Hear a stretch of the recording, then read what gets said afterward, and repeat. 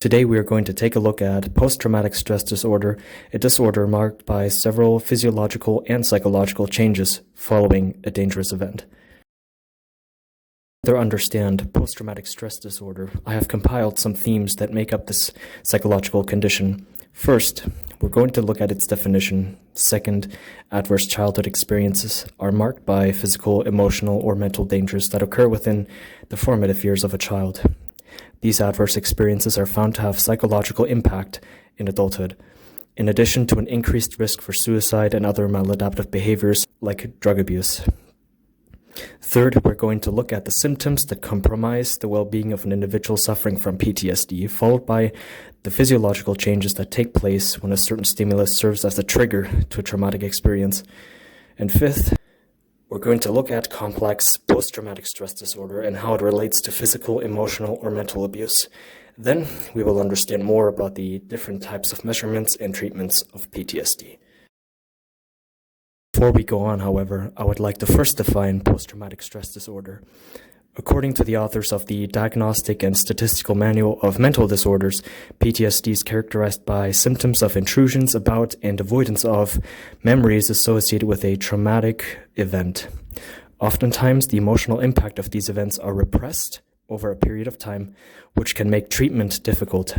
Therefore, psychologists often rely on a psychodynamic approach to therapy in order to uncover unconscious material associated with the traumatic event.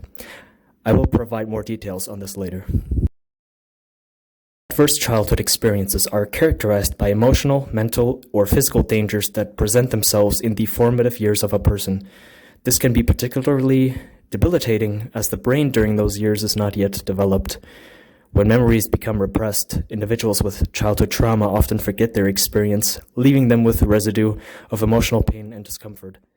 To treat this form of trauma, psychologists recommend utilizing the eye movement desensitization and reprocessing therapy, a psychotherapy approach created by Francine Shapiro in 1989. Children in their formative years have not yet experienced the world fully. Being raised in a dangerous environment encourages the child to develop unhealthy schemas and belief systems of the world. This further reinforces isolative behavior with the intent of protecting oneself from perceived or real danger. Now that we know more about post-traumatic stress disorder, I would like to present to you its symptoms. According to the authors of the Diagnostic and Statistical Manual of Mental Disorders, someone suffering from PTSD would experience the following symptoms. First, there is recurring flashbacks of the traumatic event, either through dreams or environmental stimuli that trigger the specific memory. This includes avoiding places, people, or situations for the purpose of protection and emotional safety. Paranoia and episodes of terror, mood swings, a negative perception of the world, such as that it is an unsafe place, and an extremely active nervous system which heightens aggression, anger, and possibly depression, which comes to my next point. During or after the traumatic event, the nervous system becomes aroused, which leads to various physiological changes. For instance, when a soldier is exposed to warfare, they would experience an increase in cortisol levels. The medulla becomes active during this state, which reinforces an emotional response to the event, such as through aggression. It is also important to note that the hippocampus with individuals suffering from PTSD is significantly smaller than those who do not suffer from this disorder. This would explain the idea as to why individuals often forget or repress memories associated with the event. When cortisol levels are elevated for longer periods of time, individuals are at a risk for these ailments such as rheumatoid arthritis, chronic inflammatory activation, heart disease, lowered immunity, and the development of gastrointestinal ulcers. Now that we know more about post-traumatic stress disorder, I would like to center your attention on this concept, which is CPTSD. The concept was initially created by Judith Herman. Although it is not a diagnostic criteria in the DSM-5, many psychologists have termed CPTSD as a way to identify the effects of repetitive traumatic events such as interpersonal violence. Herman writes that complex post-traumatic stress disorder comes in response to chronic traumatization over the course of months or more often even years.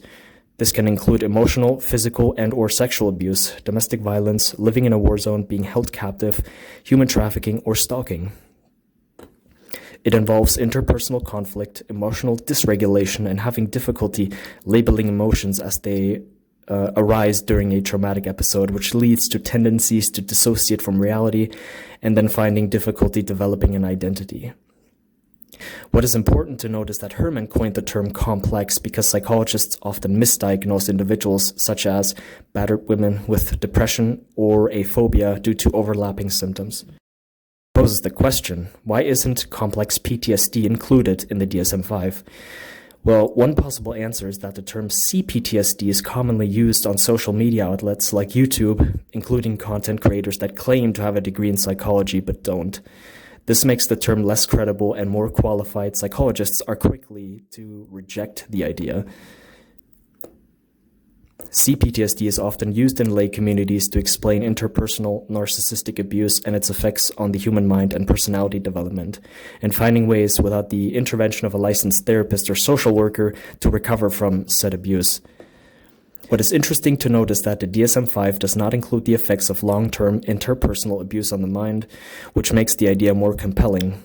Lay communities often conceptualize interpersonal emotional abuse, with the abuse strictly stemming from those individuals diagnosed with narcissistic personality disorder. Another reason why CPTSD is not included in the DSM-5 is that narcissistic abuse would be extremely difficult to measure and test. Researchers would have to closely scrutinize someone with a narcissistic personality disorder, all the while avoiding social desirability bias and possible retaliation towards the victim of interpersonal violence. One way to possibly measure the effects of abuse would be using the Adverse Childhood Experience International Questionnaire, Abusive Behavior Inventory, or the Scale of Economic Abuse. In order to measure PTSD, however, psychologists have created the following instruments: the Dissociative Experience Scale by Bernstein and Putman in 1886, and the Structured Clinical Interview by PhD psychologists Michael Furst, Janet Williams, and Rhonda Karg in 2016. I will now explain one of those in greater detail.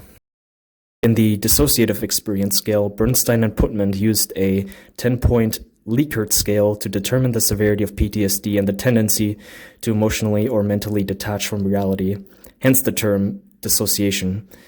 Some of the following items are included, such as that some people have the experience of sometimes remembering a past event so vividly that they feel as if they were reliving the event. And then it asks, select the number to show what percentage of the time this happens to you.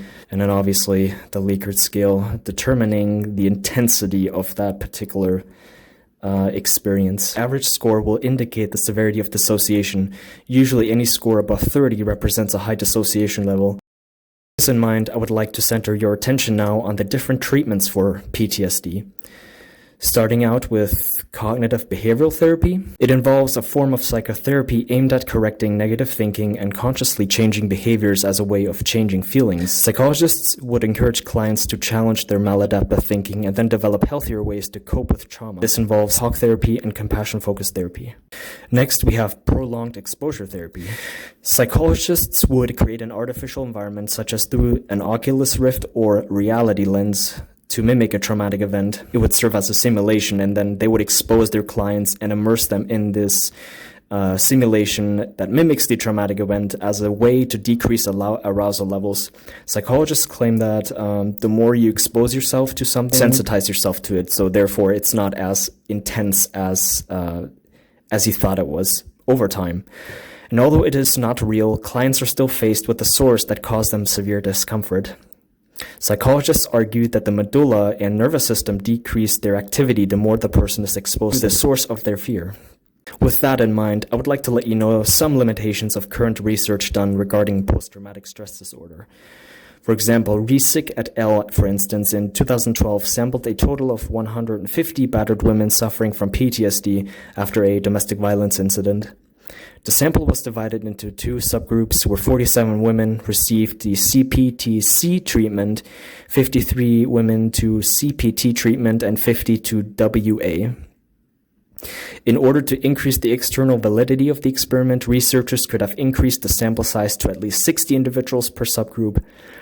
And it is also interesting to note that recent research has primarily relied on the previous editions of the DSM, like the DSM-4 or the DSM-3, and then also solely relying on psychotherapy to treat post-traumatic stress disorder.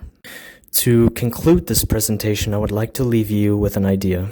Trauma is a way of life Some experience it more than others regarding its intensity. It does not, however, have to be a life sentence, and it does not have to define us as a person. There are ways to heal and move forward in life, and all it takes is the willingness to confront the source of our fears and conquer them with courage. As aspiring therapists, it is important that we do our best to educate the world about trauma. May we shed light on the world with the intent to heal and inspire.